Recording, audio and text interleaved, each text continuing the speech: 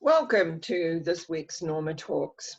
Today is Remembrance Day, a time when we get to remember or pay tribute to those that have given their lives for the numerous wars that we've had in my lifetime and the ones before my lifetime.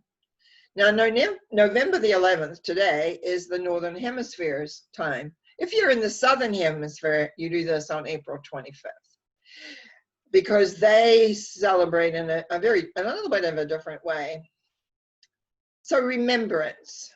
And I was thinking about that. I was thinking, well, seeing that I am recording this as I do on every Wednesday morning, how does remembrance work for us? And I can tell you some personal stories of people that I've known or heard of that are no longer here because of the wars. But really, what we deal with mostly today is our own memories. I did write a book called Connecting to the Light, which was about how we freeze in space and time. How all the way through our lives, even to maybe last week, if you had a traumatic emotional event, there's a freezing that goes on. And we're like trees with lots of nuts in them. And part of my life's work over the years has been to figure that out and how to easily disassemble and release those blocks that we have. Now, some memories we're very happy to look back on and remember them, but there are many that we don't want to remember at all. In fact, we literally choose to forget them, put them away in the back cupboard or whatever it is we do with them. Subconscious is vast, so therefore there's lots of space for it to be hidden away. Also, one of the things that I realize in memories, they're not always accurate because everybody has their own perception. So when you have an event, and you may have an event where several people are there for that event, each person is going to remember that event according to their own experience.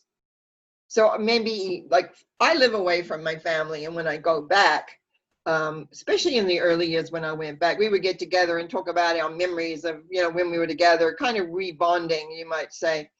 And I've been privileged in the last several years, many years actually, to go quite often.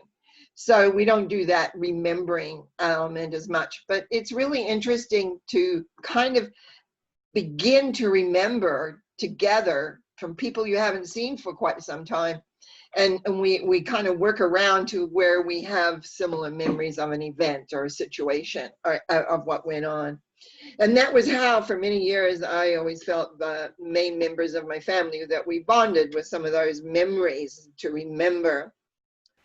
But when I began my own journey into my inner world, I had a lot of memories that I'm saying that incorrectly, and until I was able to go inside and talk directly to those memories, they did not know that I'd grown up. They were still locked in the many ages when they occurred. That seemed to happen quite early. It was many, many, many, many years later that I did find out that when I was quite little, I had been sexually abused, which I didn't know, except people kept telling me because of my eyes had certain dots in them, telling me because of my behavior in certain ways. And there was a period of time when I drank a little more than I should have. Many things people were saying, you don't have absolutely no memory. Well, because it was happened when I was very, very young, and it did not happen in my family. And the reality was that my home, my family, was my safe place, which is not always the case for many. It was for me. And very often when I was away, and I hadn't connected this at all, because I didn't even remember this till I was in my 40s.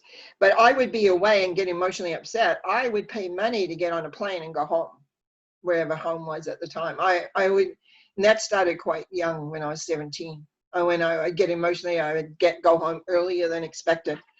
I just wanted to be safe, feel safe. That's how I felt safe, was in my home environment. But then I began to unlock some of those frozen moment times and realized that I was frozen in the beliefs. I was frozen in them. I was frozen basically in the emotion, but in that emotion was beliefs, attitudes, and judgments that was prevalent for me at the time, and often were not really what you might call an enlightened beliefs, attitudes, and judgments, believe me. So as I personally began to work on all those memories, I thought I pretty well had them all. Then when I came back from my holiday, my girlfriend and I actually just got back into Canada in time before they locked the whole place down. But anyway, within 2 weeks, I was very, very ill. And because I did not have the cough, nobody, my doctor, for instance, all she wanted to know was, did I have a cough? No, I didn't. She didn't care that I had no energy. She didn't care that I was beginning to run fevers. She didn't care that I was having trouble swallowing. This was early days. And I had high fevers, especially at night. And I tell a story that at one point I thought I was dying, and I'm going to share it here. My friends have heard this because in retrospect, it's kind of funny. But during the time I was going through this, it wasn't so funny, but it was also interesting how my thinking processes went. So I had no energy to make food. Some people brought me food when they heard I was sick. They left the food out on my area outside my patio. But I had no strength to lift a pot or to heat it up. And one of my friends consistently came and helped feed me. I must say, eventually my son broke isolation in Vancouver to drive up for a weekend to ensure that I was okay. And he fed me for a weekend, left me food for 8 more days. And that sort of turned where how things were. And I'm forever grateful to him for that. Now, the major thing was for me in these high fevers, one night, I honestly thought I was on the way out. I honestly thought I was dying. Why did I think that? Because all of a sudden I was seeing events from the past, not always ones I remembered, but I recognized myself, I recognized the event. And I remember thinking, because I know a lot about the death process, am I dying here? Like, because it felt like it. I remember I had no energy. I was living on water with tonic water combined and sometimes some juice of some kind in there. That was basically what I was living on for days too.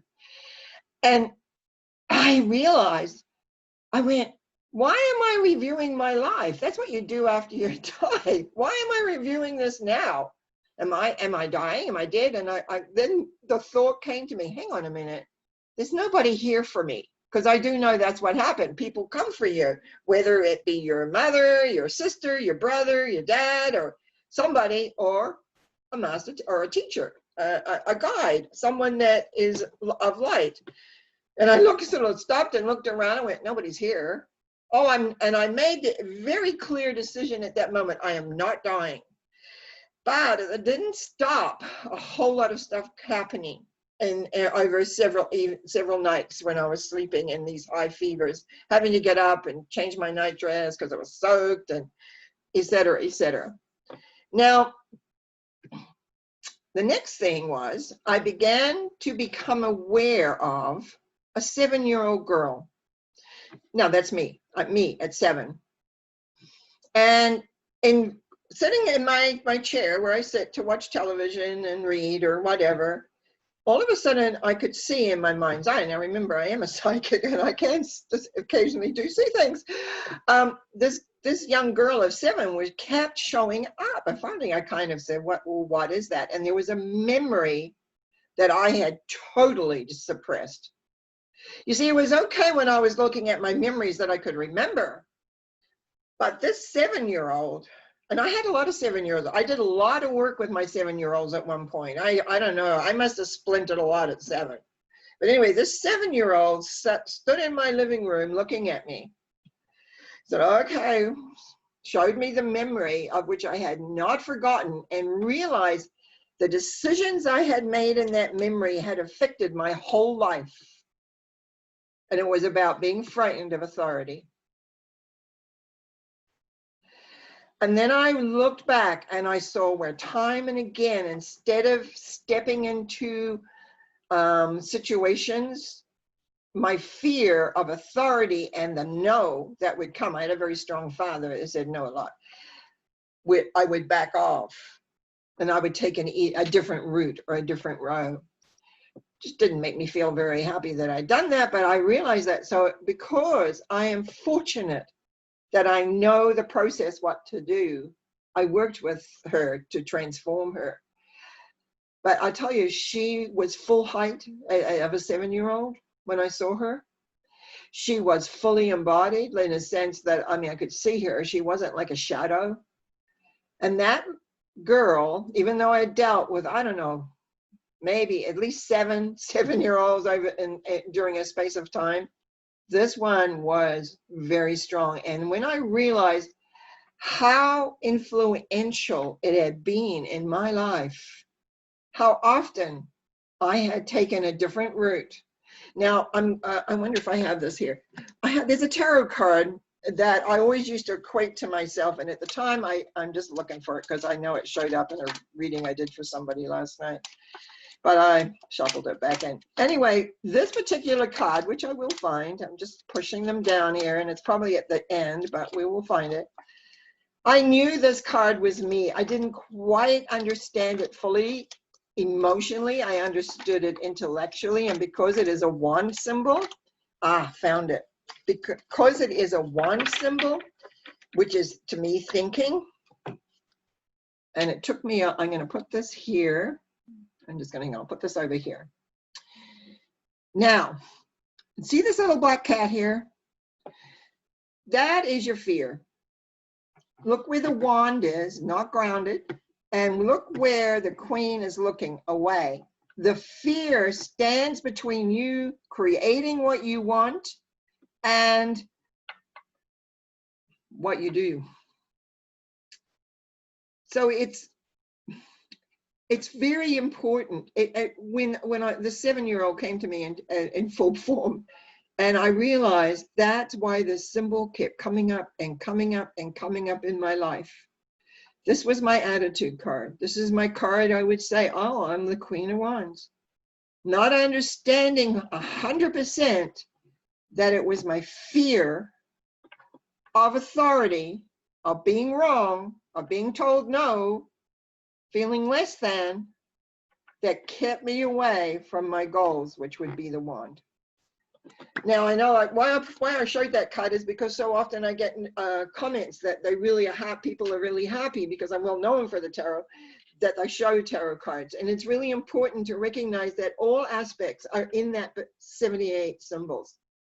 So our memories, what do we want to remember? As far as I'm concerned, is how, and I do know that, I do need to say this, that since I had that high fevers, since I did this review of my world, and especially since I found my 7-year-old and realized the impact, that one choice I made at that time, because I was frightened of my father's knowing about it, that I buried it, never spoken about that to this day, that it affected my whole life. And what I wanted to say, I got a little bit sidetracked in there, but I have felt very peaceful since. And I have been speaking out more than I have based on certain beliefs and attitudes I actually do have in certain circumstances. And I really am not afraid. I realize I lived with an amount of, I'm getting teary on this, with a bottom line fear that I didn't know I had. And that is one reason why people would say to me, we think you exhibit things of being sexually abused. It wasn't the abuse. It was that happened long before the 7-year-old, actually. It was because I had made a decision and I had never, ever looked at it to clear because it was so hidden. It was only the fever and the going through all those memories in my fevered state that I was able to bring that forth. So this is a day of remembrance. This is a day when we remember people who have passed on. And many people, many of us now don't have anybody in particular in our lives My first husband's father died in the Second World War, but I don't know anybody else who have died in the war. I know people who've died because that happens all the time. It's a natural occurrence and it can happen at any age. I've lost a granddaughter. I've lost my daughter. So there's time for remembrance of those things, remembrance of anyone that's been close. And it's time to send a loving thought, a thought of remembrance to them. But remember, inside, you have memories. You have memories that have been locked away. So send them a thought too. Let your whole life know that you love them, whoever, whatever you did, whatever you don't want showing, whatever you don't want people to know about, just love yourself. And in that case, then you could move forward in the direction of where and how you want to go. Celebrate you. Find the peace that is really there. Let go of the behaviors that keep you locked in. And even though we are locked in, I've just heard there's more lockdowns coming, which I kind of knew was going to happen. But it's always a shock when they go and say, yeah, this is what's going to be happening again. So your mind is free. Nobody can tell you what to think. Nobody can tell you how to think. What you can do is, and you can use it to explore the inner part of yourself. I think that what I'm willing to do, if you're watching this video and you would like a PDF copy of my book, Connecting to the Light, which talks about how we freeze in space and time, and you email me, which my email, norma.cowie, @gmail.com, and say, November 11th, I will send you a free copy of that. Because my intention always is to spread the knowledge that I have. Because most things I learned little bits from here and there, but I put things together. That has been my talent throughout my life. And it's time I was told I need to share my knowledge and my awareness, but I also need to share it on a deeper level so that you have the opportunity to move forward. So please email me. You can always find me on my website as well, normacowie.com. And remember, subscribe, press the likes, share, whatever it is you feel moved to do. I sincerely appreciate the comments in particular. I'm just really learning still how to use YouTube. It's been, well, it's coming up to almost 2 years since I started doing these, and I still have so much yet to learn. But that's the learning curve of anything, I think. So be patient with me. I'm getting there slowly and surely. And remember, every Sunday, I live stream a Sunday thought. Thank you for watching.